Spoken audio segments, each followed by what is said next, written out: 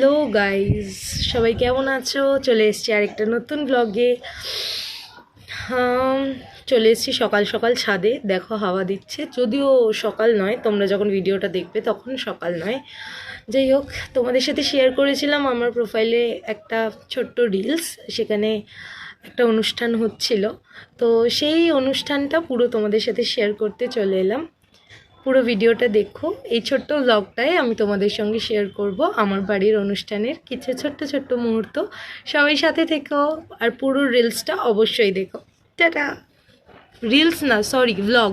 Tata. চলো, সুন্দর করে সেজে গুজে চলে এসেছি রান্না করতে।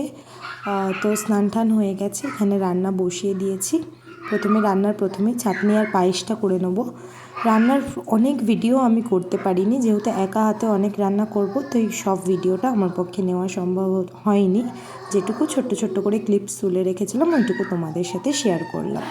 তো এটা ছিল আমার ভাগ্নিকে আইবুড়ো ভাত খাওয়ানোর পর্ব।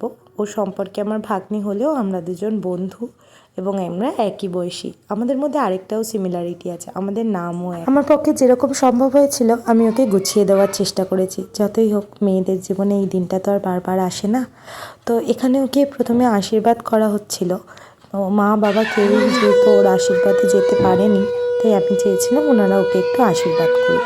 তো এখানে সেই অনুযায়ী আমরা একটু ব্যবস্থা করেছিলাম। প্রথমে বাবা ওকে আশীর্বাদ করলো, তারপরে মাও ওকে আশীর্বাদ করলো। আর এখানে যেহেতু ওর মামা মানে সৌরভও ছিল, তো সৌরভও ওকে একটু আশীর্বাদ করলো এবং আমি বললাম ওকে একটু পায়েস খাইয়ে দিতে। মামা বাড়িতে যেহেতু আইবুড়ো ভাত হচ্ছে বলে কথা, তো সেখানে মামা একটু পায়েসও খাইয়ে দিল এবং মামা খুবই ইমোশনালও হয়ে পড়েছিল, যেহেতু ও বাড়ির একটাই মেয়ে এবং ওর বিয়েটা তাই জন্য সবার কাছে প্রচণ্ড স্পেশাল, আমাদের কাছেও। আর ও আমাদের যেহেতু খুবই আদরের। তো এই ছিল আমার বাড়ির অনুষ্ঠান এবং এইভাবেই কাটলো আমাদের বাড়ির পুরো অনুষ্ঠানটা। সবাই আমরা খুব মজা করলাম। এইটুকুই আমি আয়োজন ওকে করে দিতে পেরেছিলাম।